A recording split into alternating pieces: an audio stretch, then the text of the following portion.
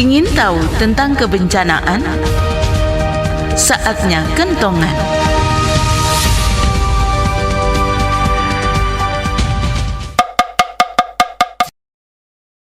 Baik para pendengar RRI Pro 1 dimanapun Anda berada, dan kita berjumpa lagi dalam acara Kentongan edisi Jumat.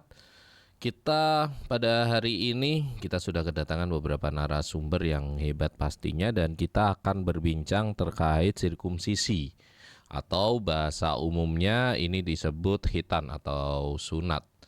Seperti yang kita tahu,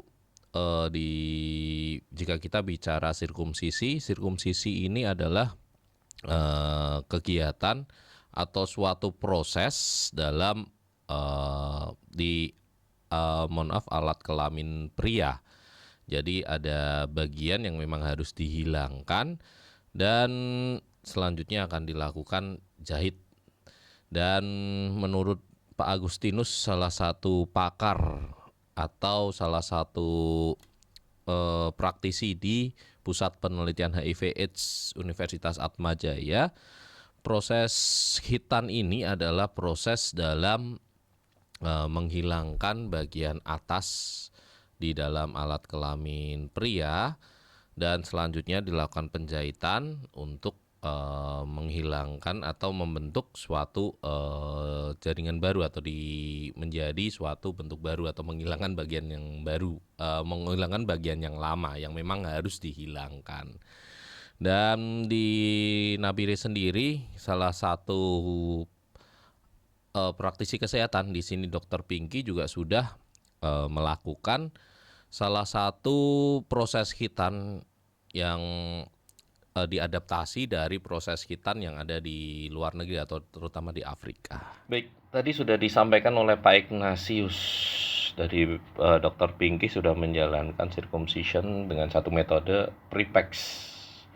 Oke, mungkin saya dijelasin sedikit, Dok. Saya baru tahu nih prepex seperti apa. Taunya khitan laser langsung pakai celana gitu tulisannya gitu, Dok. Ya, hanya cara atau metode yang digunakan menggunakan alat yang namanya prepex, yang itu alat bantuan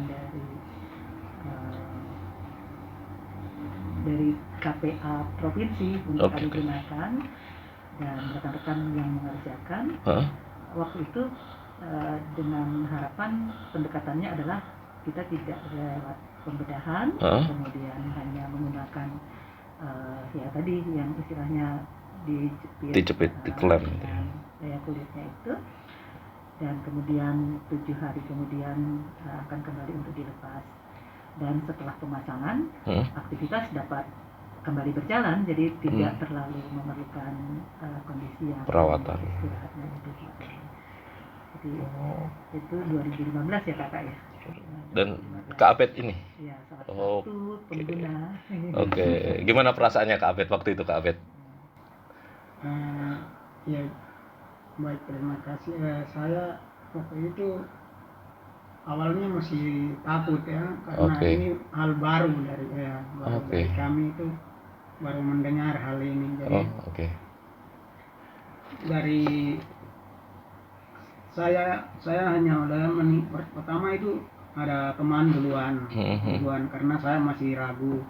Tapi karena memang melihat, karena diceritakan teman, begini rasanya, begini nantinya, begini.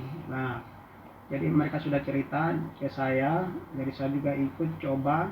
Wah, ternyata iya enak, karena prefect itu dia modelnya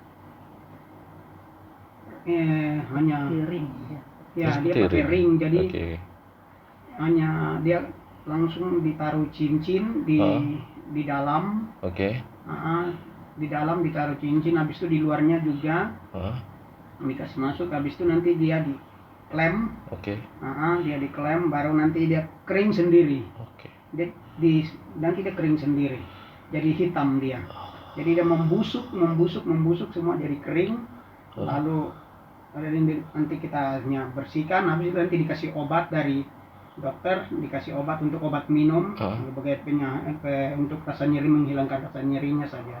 Minumnya 3 hari sekali. 3 hari sekali ya. Mesti diminum. Tapi kalau menurut saya rasanya kalau lebih nyaman prefek waktu itu. Lebih nyaman prefek, saya ya? sendiri sudah merasakan itu ya. Oke, siap. Dan deg-degan ya pasti waktu itu ya? Iya. Ngebet ya. Kalau boleh tahu, mohon maaf, di umur berapa ketika itu melakukan kita? Umur masih 27. 27. Oke. 27. Siap. Sebenarnya kalau khitan atau sirkumsisi ini pastinya ada beberapa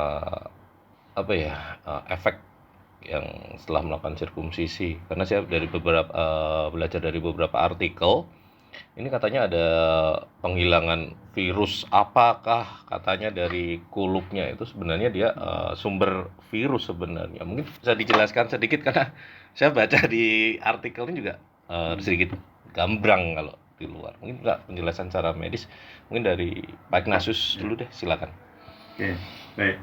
Jadi pada intinya kan alat kelamin laki-laki yang tertutup itu akan selalu basah ya. Akan selalu basah karena kita kencing, dan kemudian kalau air kencingnya itu ada di sekitar kulup itu, maka kan kemudian itu juga akan menimbulkan kelembaban dan berbagai macam sisa-sisa ketika kita kencing itu kan ada banyak residu-residu ya, dan itu akan tinggal di situ, dan disitulah kemudian menjadi sumber infeksi. Dan ya ada jamur juga bisa. Kemudian juga yang utama adalah ketika dalam zaman AIDS ini gitu ya, zaman HIV ini, maka berbagai macam infeksi yang kecil-kecil itu yang mungkin kita tidak kerasa ya, itu yang kemudian menjadi pintu masuk bagi virus HIV ketika dia bertemu dengan si kepala penis tadi. Kan ketika berhubungan seks, kepala kulupnya itu kan ketarik kan, ketarik ke belakang, dan disitulah itu kemudian ini lecet, dan juga kemudian membuka membuat keterpaparan gitu ya. Karena ada luka kecil, atau mungkin dia juga di situ ada luka-lukanya yang karena infeksi, maka infeksi HIV bisa masuk mudah ke situ. That's a logic. Dokter Pinky mungkin mau nambah itu? Ya, intinya di situ. Artinya sesuatu yang bisa menjadikan pintu masuk, ya pintu masuknya dibuang saja supaya tidak terjadi mudah infeksi, dan juga akan sangat menguntungkan bagi pria. Dia akan terhindar juga dari harapannya kanker penis atau kanker bisa juga. Ya. Dan juga untuk pasangannya bisa juga terhindar dari kanker leher rahim, karena kulit yang masih ada itu kan bisa jadi sumber kuman bersarang yang bisa memindahkan. Nah, pada mereka yang sudah dewasa dan tua dengan kondisi diabetes, dari pengalaman kami akan juga mudah terbentuknya infeksi saluran kemih, dan itu sangat susah untuk menjadi kering dan sembuh. Jadi buang air kecet terus. Sayang kalau tidak dibuang sejak mudanya. Ternyata Penny juga bisa kanker juga, Dok. Baru tahu saya. Terkira IMS seperti infeksi menular itu. Terus berarti kalau tadi menurut penjelasan dokter dan Pak Ignatius, berarti istilahnya sirkumsisi ini memang menjadi salah satu cara untuk mengurangi efek dari HIV atau penularan HIV itu. Benar ya berarti ya? Ya, jadi sebenarnya mengurangi resiko HIV itu adalah yang utama adalah ya tidak berganti-ganti pasangan. Gitu kan, itu yang utama ya. Tetapi tentu saja kalau misalnya tidak sirkumsisi, dia setia hanya dengan satu pasangan saja, tidak menyuntik narkoba, tidak melakukan hal lain yang membuat dia tertular HIV, ya nggak masalah, tidak akan menular gitu ya. Tetapi karena pada kenyataannya bahwa orang itu berperilaku ya tidak selalu setia dengan pasangannya. mungkin setia dengan satu pasangan, tapi setia juga dengan pasangan yang lain, gitu kan ya. Jadi karena pasangannya banyak, setianya Iya. banyak, begitu. Ya, nah itu kan yang Oke. kemudian membuat keterpaparan terhadap virus itu semakin tinggi. Ya, karena kita tidak tahu status HIV orang itu seperti apa, nggak bisa kelihatan, sehingga ya tiba-tiba tertular saja. Nah, ada banyak cara untuk bisa mengurangi penularan HIV, yaitu yang utama adalah ya Tidak setia. peduli, setia. Kemudian yang kedua adalah menggunakan kondom ketika kita berhubungan seks, gitu ya, dengan pasangan yang tidak dikenal. Oke. Ya, yang ketiga adalah yang kemudian ini sedang dipromosikan adalah sirkumsisi. Karena dari berbagai macam penelitian itu akhirnya menunjukkan bahwa sirkumsisi itu bisa melindungi sampai dengan 60%. Oke. Ya, jadi kalau 60% misalnya kita mengatakan tinggi. bahwa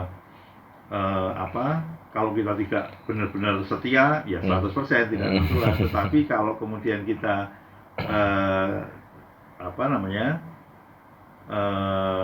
masih kesana kemari dan kita itu sirkumsisi, maka kita bisa dilindungi sampai dengan 60%. Ya, jadi memang masih ada 40%-nya. Oke. Nah, bagaimana agar itu bisa lebih mendekati 100%? Ya pakai kondom, ya pakai sirkumsisi dan juga pakai kondom. Maka itu menjadi lebih aman. Tapi kita tidak boleh mengatakan bahwa dengan sirkumsisi kita kemudian lepas dari Aman. HIV. Tidak, karena masih ada 40% kemungkinan kita untuk tertular HIV melalui hubungan seks yang tidak aman. Berarti Begitu.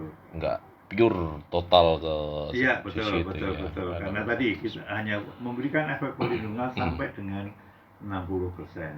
Oke. Tapi itu dianggap oleh Badan Dunia sebagai sebuah alat cara pencegahan yang efektif. Ya, karena begitu banyak khususnya di negara-negara yang sirkumsisi belum menjadi budaya, itu terbukti bahwa dia bisa mengurangi resiko itu. Oke, baik. Mungkin saya sedikit tanya nih ke Dokter Pinky, karena kalau saya lihat di Wonorejo kan Dokter Pinky yang menangani istilah pasien HIV/AIDS ya, dok ya. Mungkin saya tanya sedikit dok tentang sirkumsisi, karena saya dapat dari beberapa bocoran. Ini katanya kalau sirkumsisi memang di daerah sini, terutama di Nabire di Papua, ini masih kurang seperti itu. Dan kemarin sempat muncul fact juga di Papua masih tinggi HIV-nya. Apakah itu berkaitan nggak sih dok? Sebenarnya tingkat sirkumsisinya mungkin kurang, terus naik ke situ seperti itu dok? Ya, kalau dilihat lagi dengan pengalaman beberapa negara yang menerapkan sirkumsisi sebagai upaya pencegahan, maka kalau di tempat kita dengan tidak disirkumsisi, tentunya punya resiko potensi besar untuk terinfeksi. Apalagi kan, ya kita tuh kadang-kadang banyak berkait lagi dengan kondisi budaya, di mana setiap budaya terkait sirkumsisi memiliki pandangan yang berbeda. Jadi hal tersebut tentu akan memberikan dampak kalau kita tidak melakukan sirkumsisi. Ya, upaya pencegahan yang menggunakan cara ini sulit untuk dilihat dampaknya kalau tidak memulai untuk mengambil peran melihat bagaimana dengan yang disirkumsisi sebelum mendapatkan infeksi HIV. Oke. Karena yang selama ini yang kita dapat adalah ya mereka belum Sirkumsisi. sunat ya. Belum sirkumsisi, berarti memang masih istilahnya rendah ya sirkumsisi di sini ya. Oke. Dan mungkin ke Kak Abed ini, diam-diam aja nih Kak Abed ini di tengah ini. Dulu mungkin setelah sunat apa sih yang dirasain Kak Abed? Apakah katanya mitos kan habis sunat jadi tambah tinggi, itu bener nggak sih Kak Abed? Atau mungkin apa sih yang dirasakan setelah itu? Ada efeknya nggak? Saya rasakan setelah sunat atau sirkumsisi ini saya merasa lebih enak, lebih ringan. Oke, lebih ringan. Berkurang dagingnya. Jadi macam tidak ada yang sesat yang disimpan lagi di dalam Oke, ini. betul. Jadi tidak jadi rasanya macam sudah buang apa yang tidak memang saya harus simpan. Oke. Siap. Kak Abed. Jadi udah hilang ya. Tanggungannya udah hilang ini hitungannya. Oke. Terus kalau kelebihan mungkin dari tadi itu. Kalau dari sirkumsisi ini sebenarnya mungkin ada tambahan lain atau apa ya istilahnya efek apa ya istilah keuntungan setelah kita sirkumsisi dan nggak sirkumsisi itu apa saja sih? Jadi kalau misalnya kita sirkumsisi, tentunya kebersihan alat tersebut mudah terjamin ya. Oke. Dan karena di sana di ujung kelamin itu juga pusat syaraf sensoris, jadi mudah betul. untuk perangsangan Oke. terkait seksualnya ya. Kalau misalnya tidak disunat ya tentunya seperti tadi Kakak Abed bilang, ada hal-hal yang tersimpan yang tidak bisa kita kendalikan dan itu menjadi potensial untuk terbentuknya ketidaksehatan yang mulai berasal dari situ. Oke, masih di cover gitu ya Kak Abed ya. Ini udah dilepas covernya ini istilahnya. Ini udah lama, udah siap. Mungkin dari Pak Ignatius ada tambahan? Mungkin kalau kita belajar dari negara-negara di Afrika ya, jadi ada bukti yang nyata bahwa tingkat penularan HIV di negara yang melakukan sirkumsisi dan tidak itu sangat jelas. Jadi mereka yang sangat sedikit itu prevalensinya tinggi atau jumlah orang yang tertular HIV itu tinggi. Sementara yang hampir 100% yang melakukan sirkumsisi hampir sangat kecil. Ya, jadi itu presentasi negara. Jadi ada sebuah negara yang prevalensi atau tingkat penularannya itu sampai 20%. Ya, di mana mereka yang laki-laki yang melakukan sirkumsisi hanya sekitar 10%. Gitu ya, itu 20%. Sementara yang hampir 100% itu sekitar 0,3%. Gitu. Jadi ini ada perbandingan saja. Hanya membandingkan antara angka penularan dengan jumlah atau persentase laki-laki yang melakukan sirkumsisi. Nah, jadi ini mungkin kita juga bisa melihat di Indonesia, apakah di Indonesia itu menggambarkan itu atau tidak gitu ya. Sebenarnya kalau kita bicara secara luas, sekitar 95% laki-laki di Indonesia itu disirkumsisi, gitu ya. Tetapi kan ketika kita lebih detail lagi, maka kan kita bisa membagi antara daerah timur dan daerah barat, begitu ya, sehingga dan tingkat prevalensinya pun juga berbeda pada laki-laki. Ya, jadi misalnya untuk masyarakat umum, gitu ya, masyarakat umum di daerah yang disirkumsisi mungkin sekitar 0,2%, gitu ya. Nah, sementara yang ada di yang tidak mempraktekkan sirkumsisi itu ada sekitar mendekati 2% pada ibu hamil. Artinya itu menjadi lebih di masyarakat umum lebih tinggi gitu. Nah, ini di dalam negeri ya. Artinya mungkin berangkat dari dari pengalaman negara lain, kemudian juga dari gambar besarnya di negara kita, barangkali kita juga bisa menyimpulkan bahwa ya kelebihan sirkumsisi itu pada sisi yang lain adalah bisa mengurangi penularan HIV ini. Kita bisa menekan penyebaran HIV di Indonesia ini sebenarnya dengan melakukan sirkumsisi.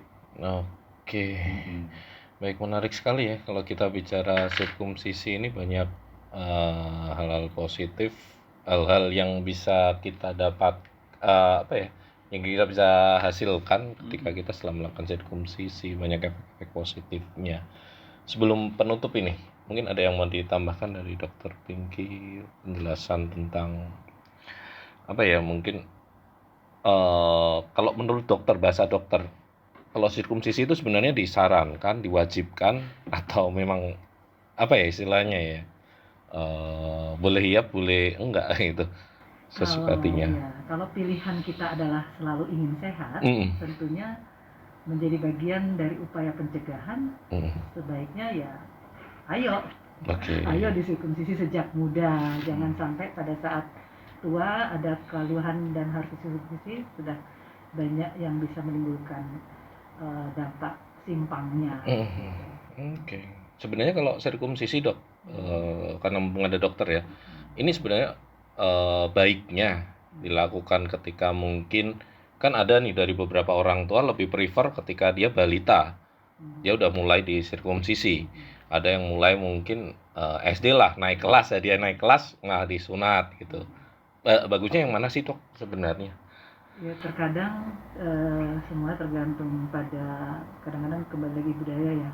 Tapi untuk yang kalau yang sekarang ini biasanya mereka sarannya dia setelah 15 tahun ya sampai 18-19 dengan harapan kondisi alat tubuhnya pun sudah memungkinkan untuk diambil dengan pas ukurannya, kemudian yang berkait juga sudah bisa diajak kerjasama dalam perawatannya. Betul sih. Kalau masih kecil lari-lari dong, lepas jahitannya dulu. Paling inget saya dimarahin, lepas jahitannya ini. Kalau ketuaan keras malahan perdarahan sering terjadi. Bisa aja udah deh. Iya karena kan dia mungkin pemulihannya juga lama. Kan pembuluh darahnya sudah kadung kaku dan kemudian banyak sumbatan. Nah, ya. Berarti mungkin bercandaan-bercandaan yang muncul di luar sana ya. Nanti sunat kalau udah tua, alot, bener ya dok ya, gitu ya. Ketika kita. Iya, tiap orang kan tidak selalu sama, nanti lihat resiko bawaan tambahan pada orang tersebut. Oke, makanya nanti alot loh. Oke. Baik, dan kalau kita bicara mungkin nggak selesai nih. Sekarang saya minta closing statement terkait sirkumsisi topik kita hari ini kepada masyarakat, terutama di Nabire. Silakan. Saya mulai dari Dokter Pinky dulu deh, ladies first. Silakan. Ya, untuk kita memastikan bahwa generasi emas Papua akan bisa berlangsung dan begitu banyak harapan untuk bisa hidup dengan kualitas derajat kesehatan lebih baik, tentunya kita mencegah sakit. Salah satu dengan cara ya sirkumsisi ataupun sunat untuk mencegah yang terbanyak sekarang ini kita kan masalah HIV. Kalau itu bisa diambil perannya dengan sirkumsisi, kenapa tidak? Mari kita ambil bagian untuk bisa berperan aktif mau untuk disirkumsisi untuk kesehatan di masa depan. Terima kasih dok. Lanjut dari Pak Ignatius dulu, nanti KAP terakhir ya, penutup ya, pokoknya minta penutup ini spesial ini. Silakan. Mungkin yang perlu kita garis bawahi juga bahwa sirkumsisi itu adalah praktek budaya ya, praktek budaya, dan kita mengenal bahwa ada budaya yang mempraktekkan sirkumsisi, ada yang tidak. Tapi pada satu sisi bahwa budaya itu juga berupa pengetahuan gitu ya, di mana pengetahuan kita itu juga bertambah, di mana sirkumsisi itu kemudian menjadi alat proteksi bagi kita untuk tetap hidup lebih lama. Oleh karena itu ya, karena sirkumsisi sebagai praktek budaya menjadi penting juga untuk mempertimbangkan untuk melakukan sirkumsisi sebagai bagian dari praktek budaya yang yang bisa kita pertimbangkan untuk kita lakukan. Itu yang pertama. Dan yang kedua, di dalam berbagai macam pengalaman itu, jadi secara sekilas Dokter Pinky juga sampaikan bahwa sirkumsisi itu sebaiknya dilakukan di usia remaja, di mana remaja itu sudah bisa memberikan persetujuan gitu ya. Ya, jadi ini kan kita melindungi hak anak juga. Apa yang baik bagi anak itu kan harus ditanyakan pada anak. Kira-kira kamu mau nggak disirkumsisi? dan itu dikembalikan pada anak. Apakah dia merasa berani atau tidak berani, kemudian akan dilakukanlah sirkumsisi, dan itu saya kira itu menjadi perlindungan bagi hak anak sendiri ya untuk melakukan, daripada misalnya ketika bayi kemudian langsung disirkumsisi, mungkin nanti ketika gede kecewa loh, kok aku disirkumsisi gitu ya, misalnya seperti itu. Tapi dengan adanya kita agak mundurkan itu menjadi kemampuan anak untuk memutuskan apa yang paling baik bagi dirinya itu. Dan yang bagi laki-laki untuk remaja sendiri perlu kita prioritaskan, karena usia remaja itu usia yang kita harapkan belum aktif secara seksual ya, sehingga mereka belum terpapar dengan kegiatan-kegiatan yang bisa menularkan HIV. Oleh karena itu, dengan kita melakukan sirkumsisi di usia remaja ini, kita seperti menyiapkan proteksi ya, walaupun tidak sepenuhnya, tapi kita mempersiapkan proteksi kalau nanti melakukan perilaku seks yang berisiko. Jadi kira-kira itu yang menjadi catatan dari saya. Siap Pak Ignatius, mantap. Kak Abed, silakan penutup Kak Abed. Mungkin saran untuk teman-teman di luar sana. Saya sebagai Oda yang sudah disirkumsisi ya, saya mewakili teman sebaya semua Oda yang ada di Kabupaten Nabire. Saya berharap untuk sirkumsisi ini boleh dilaksanakan dan boleh ada di tahun ini atau tahun mendatang, karena adalah baik untuk dilakukan. Mengapa? Karena penyebaran HIV di Kabupaten Nabire ini sudah banyak, jadi kami tidak tahu penyebarannya itu datang dari mana dan juga akan menyebar kepada siapa, karena kami tidak tahu.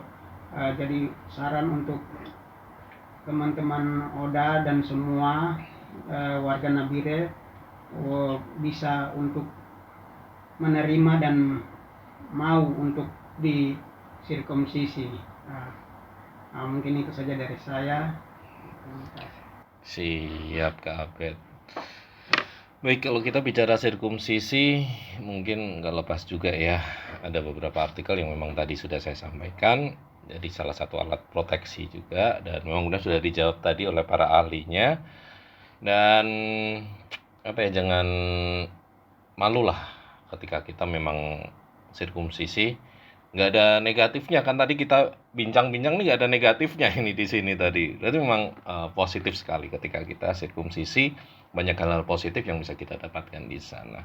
Terima kasih untuk narasumber yang sudah hadir di sore hari ini, materinya menarik sekali. Kapan-kapan nanti kita akan berbincang lagi mungkin dengan topik yang berbeda. Dan untuk para pemirsa dan pendengar Pro1 dimanapun Anda berada, demikian kentongan hari ini. Semoga Anda mendapatkan semua hal positif yang kita perbincangkan di dalamnya. Saya Fauzi, mengucapkan terima kasih atas perhatian Anda dan mohon maaf bila ada kata-kata yang salah. Saya mewakili kerabat kerja yang bertugas mengucapkan terima kasih atas perhatian Anda. Akhir kata, wassalamualaikum warahmatullahi wabarakatuh. Jayalah selalu Indonesia. Terima kasih kebersamaan Anda dalam acara Kentongan. Bersahabatlah dengan bencana.